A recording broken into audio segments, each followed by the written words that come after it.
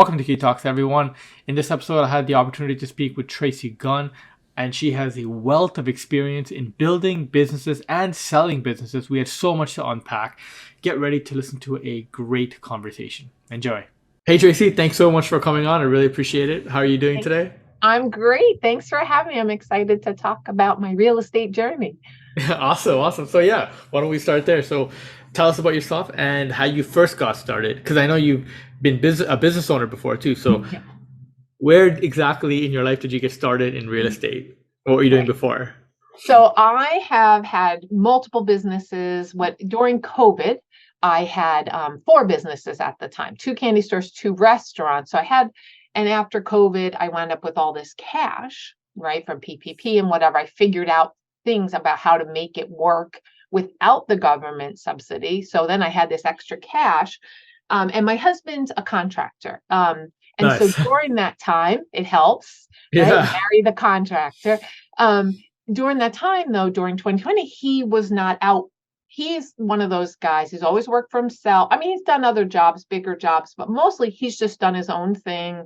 He'll go build, start from start to finish, like build a house or redo siding. But he always got jobs, like job to job to job, right? Through recommendations, never Right. advertised, never had a Referrals, word of shortage, mouth. right? He never had a shortage of work until 2020 when he stopped going out. Right. Yeah. And so all of a sudden that dried up. So I was like, you know what? Why don't we do something? I was thinking about moving south. My husband was like, I love where we live. Can we just figure out a way to make it pay for itself? And I was like, all right, if it pays for itself, we don't have to sell it. We can move or we could travel or whatever. So you can kind of see behind me, there's our treehouse. So this was his first project. Oh, Uh, nice. this was a COVID project. And of course, we started in July of 2020 when the wood prices went nuts. Skyrocketing. Yeah. Yep. But it helps I didn't have to pay for the contractor. So we Save built it money on over. labor. Exactly. And so we started with that, and then we built out an apartment in our basement. Those are now Airbnbs, because none of our children live with us. They kind of moved on. And so then all of a sudden I was like, ooh, I kind of got this bug. And so I started looking at real estate deals. And our first one we bought was that fall. He was like just started on the treehouse. So I like to give him lots of projects. But anyway, we bought this house. It had water damage. It was in Vermont. It was 60 grand, and I had Okay. enough money to buy it. And I was like, can you figure this out? And he's like, sure. So that's what we did. So we just bought it, and we were like, and the first time you're like scared. You're like, well, Yeah. I mean, this is a lot of money. And it's not like it's financed. It was like, here's all my money, that kind of a thing. And that was scary. But then I thought, well, I mean, I paid that much for my Jeep. I mean, like, Yeah. really, if you think about it, right? But this has more value, even not right now, but it will, right? It has longevity. So I was like, I just talked myself into it, bought it outright. He redid the whole thing. Because he also knows people, right? Been in the industry Yeah. 30, 40 years. That's so lucky to I have someone to know. help you like that. Like even with all the permitting processes, that could take time, right? Doing it Exactly. correctly and having the connections for that, Mhm. and then doing the actual like contracting work. Because there's a lot of contractors out there that can screw you if you don't know the right people. This Right. guy will never screw you. He He will has, not, right? Well, yeah, not if he wants to sleep soundly at night. yeah, That's for sure. So yeah, so he redid it. And again, he knows people. Now the hardest part, obviously, during like 2021 was like finding people who were available, because all of a sudden all right. the people had money and were just rebuilding their houses or redoing their kitchens. And so we would get guys who would come like after hours or on the weekends, and so it would kind of happen a little bit slower. So in that first one, let's see, we bought it for 62, uh, all said and done. And then we put 30 into it, plus his time, obviously. And Right. we sold it for 182. And that was a nice chunk of change. So we were like, Yeah. woohoo! Like Even we know. after, yeah, even after commissions, you probably walked out with like 50 something, Oh probably no, 60. yeah. So we were in for 90, let's just say 95. Yeah. We walked with like 75, something Oh, like that's that. even Like better. it was a really nice, like, Man, it's well, really let's cheap do there. this again. Yeah. Yeah.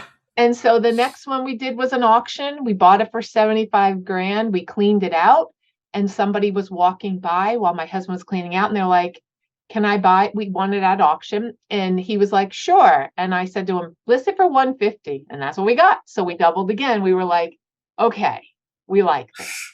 Let's do this again. And so, yeah, the next one was a bigger one, but like, that's kind of how we started. We've done 4 in total. As time has gone by, again, we're going slow because he's doing the work. Yeah. So that takes longer, obviously. But, you know, the things have dried up, right? There's not as many houses to buy. If you can find something that's falling down, it's like 3 times the price. The price now, it's overpriced. Yeah, the market's changed. Because there's nothing, and so, but people will buy it. But it's just the margins are not what they were. So how are you approaching that now? So we joined subto to kind of learn some new ways to do some things, invested in some classes. We did Gator first because we had cash. We were like, well, maybe we could get in on some deals just with cash as opposed to buying things outright. Our third one that we did was I did a hard money, and I had never done that before. And it was a huge learning curve.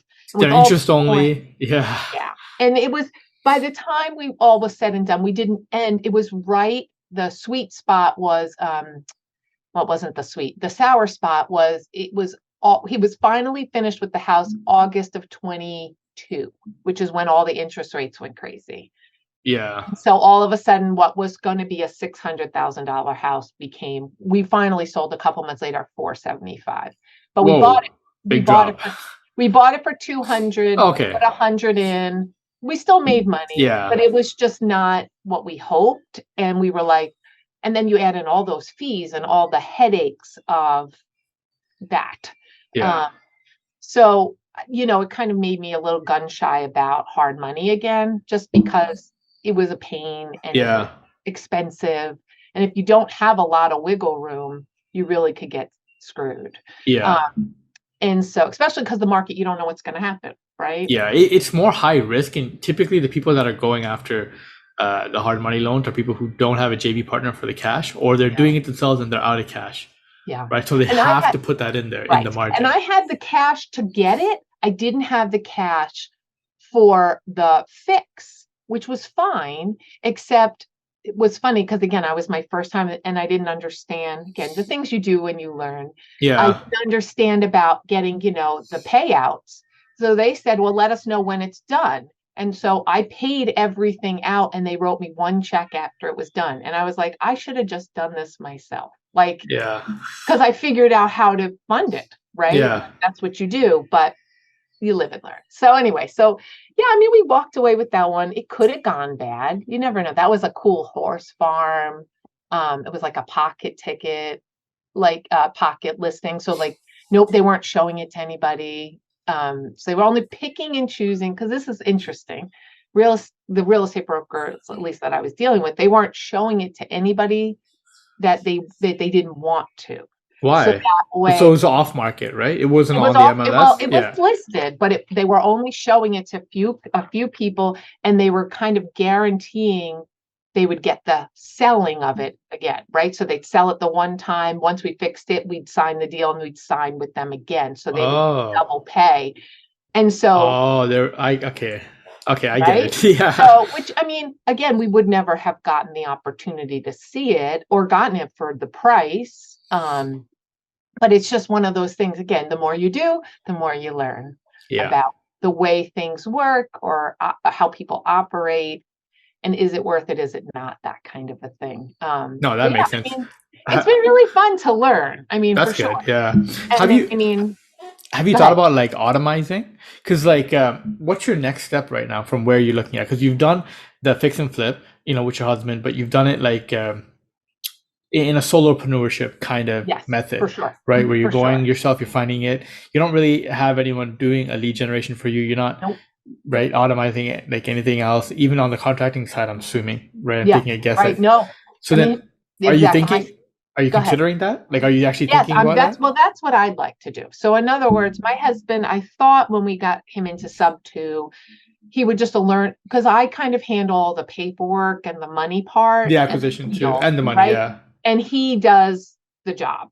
And so that's always complicated because, Yeah. like, okay, what's the budget? Like, okay, like stop going to Home Depot, like those kind of like every day, like please stop going to Home Depot. So anyway, but it becomes complicated. So I thought with sub two, he could learn, or Gator, same thing. Like he would learn a little bit more of the business side Side. because he's getting older. He's 61 today, actually. It's his Oh birthday. wow. Oh, hey, And happy birthday to him. yeah, yeah. And he's been actually out of commission since August. He's ongoing, but he hurt his shoulder. So Oh no. he had shoulder surgery, and thankfully the flip was done. But Right. like that was our fourth one. So he's been like waiting for the surgery, had the surgery beginning of November, and now he's on recovery for 3 to 6 months. So Oh it's like this is a good time to learn about how to outsource and not be the muscle all the time, yeah. right? Yeah. So he's just trying to network with people, but this is all new for him. He knows how to talk to people because he's Yeah. a contractor, but he doesn't know how to make deals and figure out and do the lead gen. So we're kind of just figuring out how we're going to do this. And what, and because there's so many ways we could go, what direction do we want to head in? Right. Like Yeah. that's the hardest part, is to figure out, like, I'm very, I would like to just buy and hold. We can repair, we can fix, I'm open to pad split, like whatever, but I don't want to keep buying, fixing, selling, right? So you don't like the fix and flip model. I mean, I Okay. like it. I like it because it's big money, like quick, but I Yeah. like the idea of passive longer, right? I want this to be Yeah. an investment for us for our retirement. And so, right. And so that we can be free to do whatever we want. Like I'm in process right now. I'm in the lease negotiations in Charlotte, North Carolina, which is where my grandkids are, to open another candy store down there. So I have a reason to be there. It's a better market than New Hampshire. Oh. Well, And how much different is that market though? Like the prices huge, are massively huge. different, right? Well, and I'm not so worried about that. I could make No. money standing on my head. My point is if I could make it here where the median income is 50,000 and there's 25,000 people, then I certainly can make it in a place where, like, it says, I'm in Uptown, which is where the lease is going to be. Okay. And it's like 100 people move there a day. And the Oh. median income is like 300,000. Like, Yeah. they have more money to spend. Yeah. What's the average home prices there for a single family house? It's 3 to significant. 400 Oh yeah. outside city proper, not but hard to come by. It's a Bye. really huge renting community because so many people are coming in so In and fast. out. Yeah. Correct. And so it's just be fun to try it.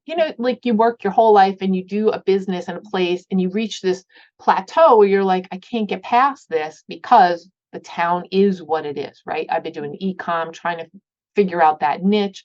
During COVID, we doubled, but like then once COVID was over, we kind of pulled back, obviously, on e-com because people could go to the store and get candy, Yeah. right? Yeah. So for me, it's like, okay, but wouldn't it be nice to take what I'm doing and actually do less of it, go someplace else where people are spending money like crazy and have money to spend and be 4 times more profitable because it's easier sales, especially if you're where people are. Well, how is the operating expenses side of that? Because I know Cheaper. like the lease, really? Isn't the leases Cheaper. like much more The lease expensive? might be more. We just ended one lease negotiation because it was in Right. a food hall concept and they wanted 22.5% for my license fee. And I was like, no, I'm not doing Yeah. it. And so we finally just walked and we said, that's it. But the other one, I mean, so like my rent and utilities, now keep in mind, you're in Canada, so you kind of get this, but like utilities here between heat and electric are high, Yeah. but you go south and those are low. So, Yeah, they're cheaper. so like I spend $1,000 a month on electricity here, but down there I won't spend like 100. But my lease, it's looking like it's going to be like 5,500. My lease here is like about $3,000. I see where. Half the Okay. size, but so what? I mean, I don't Yeah. care. It just pulls.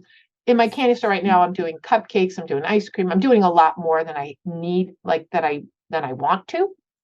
And so down there, we're just going to simplify, um, take everything that I know and just do what makes the most sense. Like that's simple, that's easy to like set up without me monitoring it. Yeah. And And just these are these triple net leases or are no, they no? are. This one is no. This one is they take a percentage after. So you have a base. This one lease we're negotiating.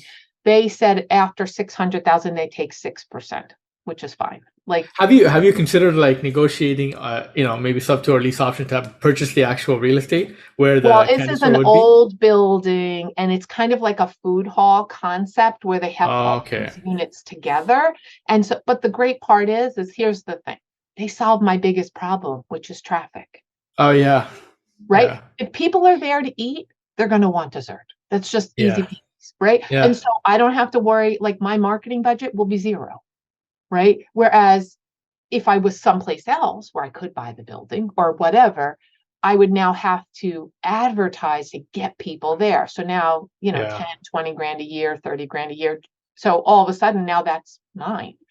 So it's just crazy. So I'm like, I'm so excited because this is the first concept I will do, knowing everything I know after 17 years outside of the region. Like if you pick the right place, The location matters so much. Yeah. oh, and the right community, like places that are growing versus places that are dying.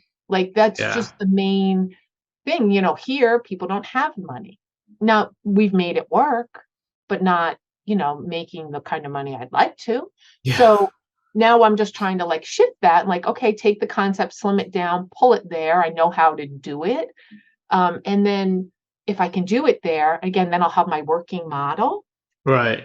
And then I'll be able to do it. This same food hall people, they have places in Chicago and in Asheville and like all over the place. So I could do this same thing other places. So like So are you gonna do both, like some kind of real estate business and the candy business at the same time? oh yeah. Plus I have my other one where I help people do their business. Like, so one of the things that happened was before COVID, Hmm. I was running 2 restaurants, 2 candy stores, and I was really tired. Yeah, that's a lot of It work. was a lot. And again, it wasn't like I was doing everything myself, but I was managing all of them. They Hmm. weren't making enough money in my town to be able to pay managers. So I had systems in place to be able so that things would run, but Yeah. I still had to kind of oversee. So tell me about the systems because that's very interesting to me because I've been talking to a few people about how they build their systems, Yeah. And right? so, well, I mean, the thing is, I mean, you probably have heard of the book, The E-Myth, which is like as basic as you can go for a business. But this whole idea, Michael Gerber, someone thankfully gave me that book my first year of business. And it really just set me on my brain like, okay, do I want to be the lady behind the counter every day? Or do I want to own the business? Because those are two different things. Yeah, Right. it And is. so from the get go, I set up a system as soon as I had staff, a way that things would support themselves with staff doing the things so that I could know what to order without me having to do it. Yeah, I could, make sure that the customer was getting greeted the same exact way every time, even if it wasn't me, right? It was right. always consistent. And so, same exact thing. I worked at, have you ever heard of Longhorn, which is a restaurant? No. Okay, it's a chain. It's Yeah. part of Darden, which is like the largest service restaurant company. It used to be Red Lobster, Oh yeah, Red Lobster. Longhorn, Okay. all of those. It used to be all those. So, but they have great systems in place, a way because they use their staff. So you had an opportunity to learn that too. So I worked there. And Nice. then I just paid attention to all their systems. So when I started my first restaurant, that's what gave me confidence. I was like, I know how to do this. I just am going to do what they did, which is separate the work amongst the staff, right? Have systems in place. Now, the hardest part is getting people to do the things, Well, right? that's training, Always. right? That's That's training. And that's different. also if Yeah. you don't have enough. One of our problems in our region is that we don't have enough, like everywhere, we don't have enough staff, right? So you're paying double for poor staff. Okay. Right. But I mean, so the same thing. So it's the same thing. I just have done the systems over and over and over again, all with the idea, with the initial mindset of, I don't want to be tied to this. I don't Okay. want to.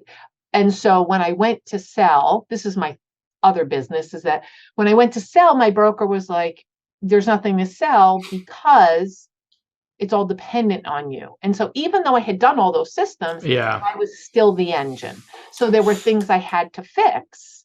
And so I wound up finding a buyer in 3 months. And so now I teach people how to do that. So that's my other business that I love to do.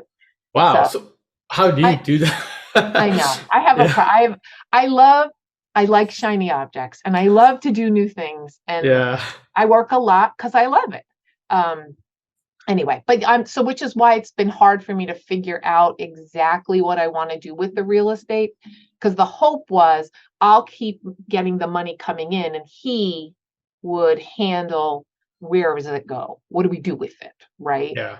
I mean, if you have a lot of experience with building systems and management, there's definitely something there where you're Yeah. able to take advantage of that Mhm. massive skill set, because that's something not a lot of people have, and they're Yeah. struggling to learn it throughout their career. So if you Yes. already have it, you can definitely Whatever apply they're it. doing. Well, it's Yeah. whatever they're doing, right? Whatever the system is, whatever business you own, whatever job you're doing, all of those systems are really helpful because it just allows for efficiency and consistency. I mean, So how would you go about, let's say you wanted to, like just stick to because you said you wanted to do buy and hold, right? For yep, yeah. retirement. So then Mhm. how would you go about trying to build a system for buy and holds? So what I started with was I actually have a friend who works at a bankruptcy office. Oh, So what the? one of her things, right? It's a good connection. Yeah. So one of the things she does every day is she documents what's been posted in the paper. So she Oh, shares that document with me. I have a follow-up initial reach out to them, right? I right. own a candy store. I send them candy. I send them a personal note saying, I was in this position once, it's a hard place to be in. Um, we'd love to help, right? Now, again, just a little bit, but that was my initial system of, okay, how can we start to get some leads here and Yeah. again, I'd like to do multifamily, I'd like to do bigger, but like, let's just start the conversations about getting creative. And Right. so that's kind of how I started. And I set up this whole system. I have somebody filling my lead list, and then I have my staff at the candy store sending out little packages. And so then after that, though, I didn't finish up because now the next step is, okay, well, when they don't, what's the second outreach? What's the third outreach? Right. And then how do I follow up? Um, and I was trying to get my husband to do it, but it's Yeah. not his wheelhouse yet. Right. Yeah. And it may not be his wheelhouse in general. Right. Right. And so if I can get it to the place where I can at least, and I have a VA, so I want to show her the training about like building the lead list. Like if we could figure out a way to be consistent, like, okay, how do we get the leads? What do we do with them first? Right. Candy's an easy thing. I mean, I don't mind spending $5 and getting myself in the door. Right. And so then, okay, and I don't have to do it. So cool. And we're ready shipping. So that's fine. And then, so, okay, then it's a matter of, okay, how do I get the VA to get that data in there and to track or to send the next thing or Yeah. to skip trades So I or know, like, whatever. yeah, because I know, like, I talked to like a lot of people. You'll probably bump into this Mhm. because there's a lot of people in the subto community who are wholesalers, and Yeah. then they work for different wholesale businesses, even within subto, right? And Mm. then afterwards they'll go on and try to start their own, right? So typically they have like a team for like outreach, right? So Mhm. some like VAs and then they'll have like SOPs for them on like how to do their job, and then a Right. training manual, and then a lead Yep. manager who will just go and help them with the outreach. And basically in the CRM, right, they're pretty much just Update trying to it. get a list Yep. of people who just said, hey, I'm interested. That's it. Right. And then they have someone who's on the back end, not or middle end, I guess, Mhm. who's a closer, right? Right. And the closer is still technically under the lead manager, but then they're doing the follow-ups to actually close it and get them to the all right, sign here part, right? Right. And then they take that to Right. like acquisitions and But it's no so on. different than It's no anything different, else, yeah. right? It's just thinking about, okay, what are going to be for me, because I'm in 100 directions. Okay, Yeah. what's going to be the simplest way? My husband's like, you should just stop everything else and do this. And I'm like, well, yes, but then we shut off all the money that comes in. Yeah, you're You know what performing I'm more like an saying? asset manager. That's what you are, Correct, right? right? I'm You just build the assets and then you try to collect correct. it. Yeah, And so you just get them going. So like the first couple months of the year, I'll have to start the candy store down there, and that's okay. I love yeah, that. I'm a 0 to 1 girl. I'm not a 1 to 10. I will oversee the got one you. to ten. Yeah, That is not my wheel. It's just I don't enjoy it. It's not fun anymore, right? you should And partner with someone who's the 1 to 10. You should do. an integrator. I need an Yeah, integrator. yeah, And you do. my business exiting partner is an integrator, so that helps. Nice. I'm on the front end, like I'm the chatty one.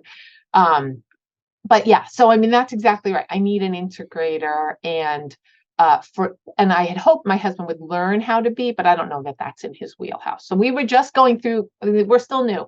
We were Yeah, just going through the Avatar series about like who are we and what do we want to right. do, right? Yeah. What works for us. And I don't think the integrator part works for him, which is Hmm. fine.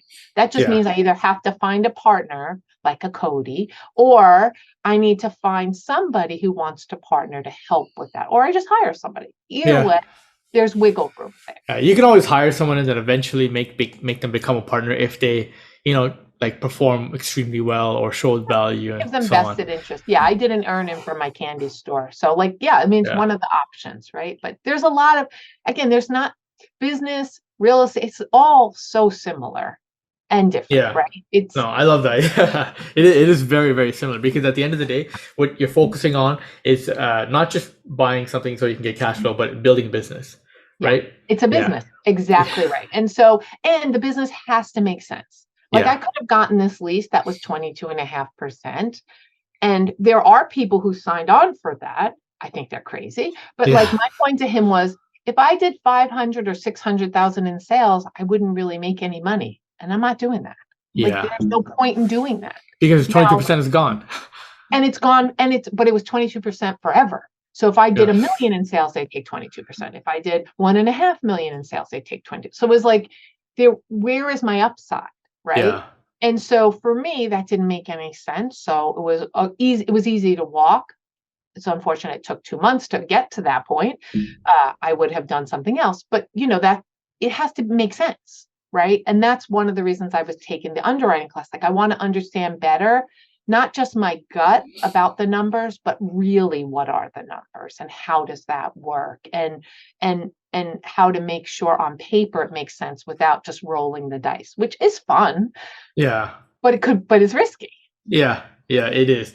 Like I feel like what underwriting really does is assess where your real margins are, right? Because the numbers, like, especially when like in real estate, when realtors give you like the pro forma data, Mm-hmm. it's always over exaggerated. The operating expenses are like almost nothing, but when you Right. do it yourself, you realize like exactly how much it's at. Even like when you're looking at like for example a retired landlord. I know I was talking to you about that earlier. Like with them, they're actually managing everything, so they don't add that in Right. as an operating Correct. expense. But then if you were to go out and hire a property management company, there's 10% right there, 10%. Right, exactly. and then But they mark that's up. true.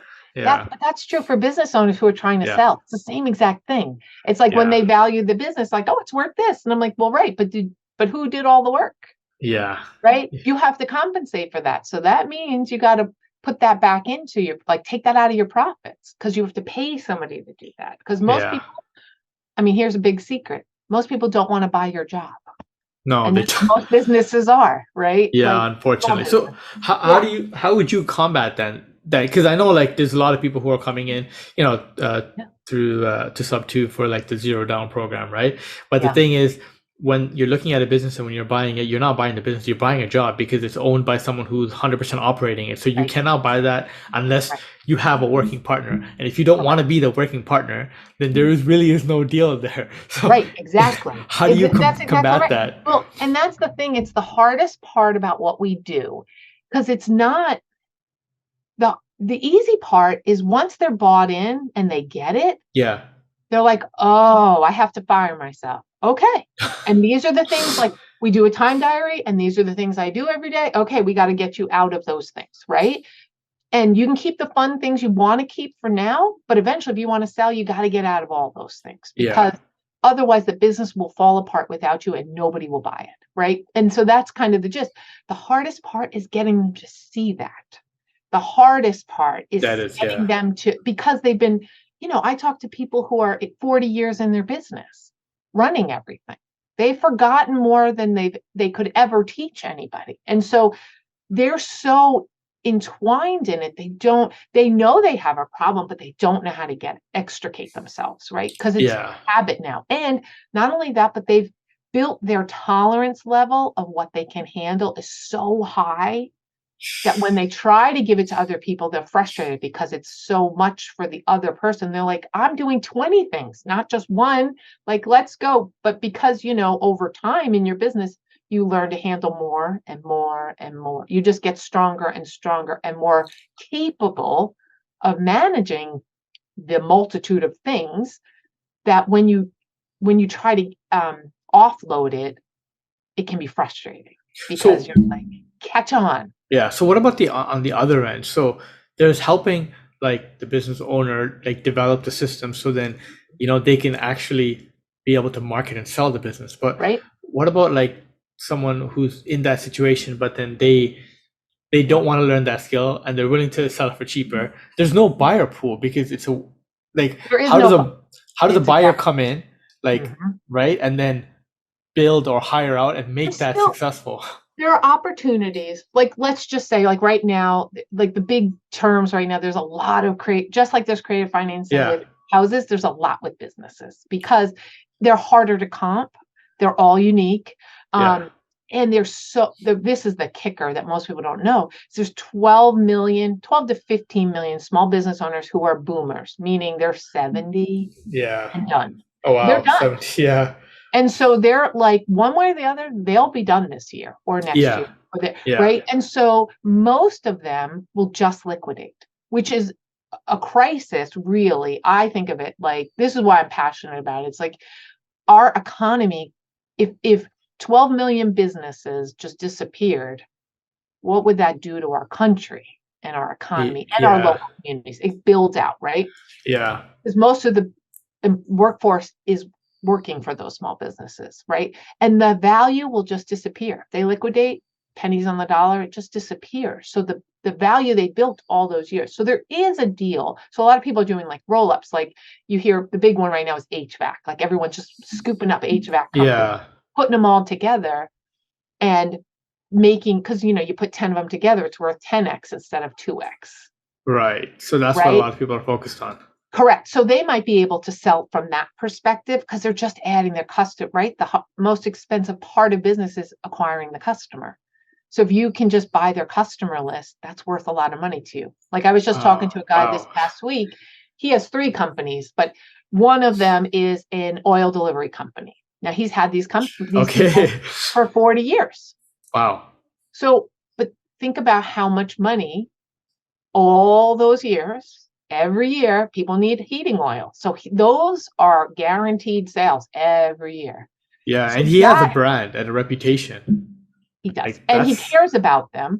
So there's value there. Even if he doesn't own the equipment, even if, I mean, he owns the trucks and stuff, but like yeah, yeah, of somebody course. will want that business because they'll want that list. Maybe they won't, but they won't care so much. Does he have good procedures? Right.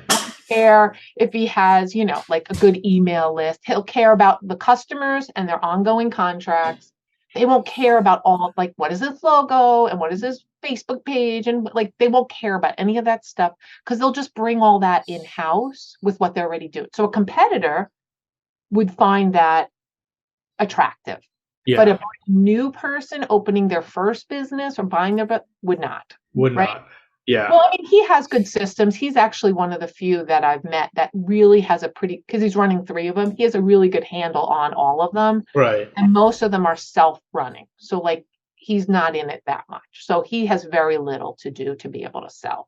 But very often, I mean, they're all in everything, you know?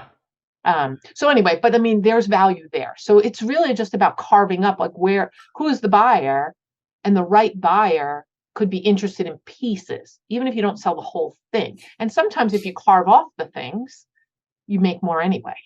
No, that's really amazing. So there's a huge opportunity. It seems like for people who have like a small business right now, who are not boomers, to go out and buy these lists and these Growth businesses by who, acquisition. Yeah, yeah, just by doing that, absolutely. they probably are in a bigger like advantageous position than anyone else because they're already in the business. They're in it and they could just take it in. Like I had a guy who owned a restaurant business, Yeah, catering in Jersey for like 35 years. His parents had started, him and his brother were in it.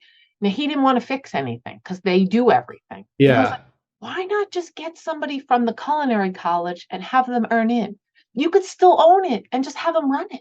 Like teach them your things, but he just didn't want to. He was tired. And that's part of the problem is like they get so oh, tired. They're just mentally done. They're like, they've set a deadline and they're like, I'm just done. I'm going to liquidate it and move on. And that's the hardest part is like when they're there, you can't get them back, right? Because yeah. they've And just lost it. They're even if just they're done. trying to liquidate it, then they're gonna have to suffer way less because they're the business. Correct. Well, but they had all these contracts with these big colleges. And again, also think about it after COVID, their numbers were down, Yeah, obviously. And so like when I met him, he was like the end of 2021. And so right. for him, like he was just thinking like that's a long haul for me to train. And, you know, people reach Makes the end sense. of their life, in their business and they're Yeah, like, I'm done. So I'm trying to catch them before they get to that point. Like, you have hope, don't give up. yeah. Anyway, but there's this huge opportunity, I think, which is why I think a lot of the things in sub two apply. Because it's creative knowledge, right? Correct. Yeah, There's a deal and being able to assess the business of it.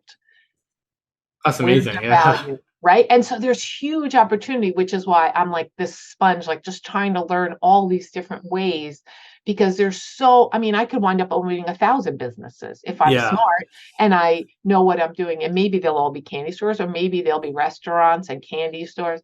But like some things don't have great margins and others, yeah, yeah. you So know, then what about so like what would you recommend for someone who's not, like doesn't already have a niche or is already a business owner in something? Because there's also a lot of people who are kind of, like the young 20-year yeah. old who's just, Mhm. just joining, he saw something on social media or she saw something Yep. on social media and they Yep. just are trying to buy this business and they have no idea what they're doing.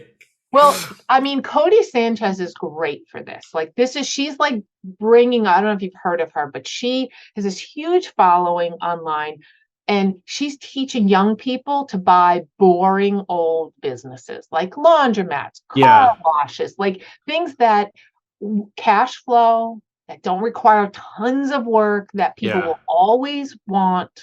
Because the other part of that is like, and I feel like this a little bit about my candy stores. People will always want something sweet. They'll always, yes, they could buy it at Walmart, they could buy it here, but like when they're on vacation, they go to the candy store. the When specialty store. Yeah, always. right? Then when it's a holiday or Easter, they'll go to the like they're Yeah, not going to buy it all online. Some of it, but they're always want to go. And if they come in the it's the store, they experience. correct. Yeah, It's remember this, remember this. So like that whole thing is never going to change. But people like laundromats, they'll always need to wash their clothes. They'll always want to wash their cars. They'll always want, they'll always going to need a plumber. yeah, that's They're true. always going to need to like clean their roof or their siding or power wash or like there's so many ways. So she's a great one because she's really made it her mission to teach people how to buy businesses creatively and Roland Fraser's also great for that. He talks about how you can buy at zero money out of pocket, right? Again, creative. Yeah, Because there's so many, there won't be enough buyers. There aren't enough buyers. Like, let's just yeah, say all the businesses were good businesses that people would want to buy. There's not enough buyers. There just aren't. And so we need to create or cultivate this desire for ownership. And it's freedom, really. And if they can do it without giving up their day job, even better.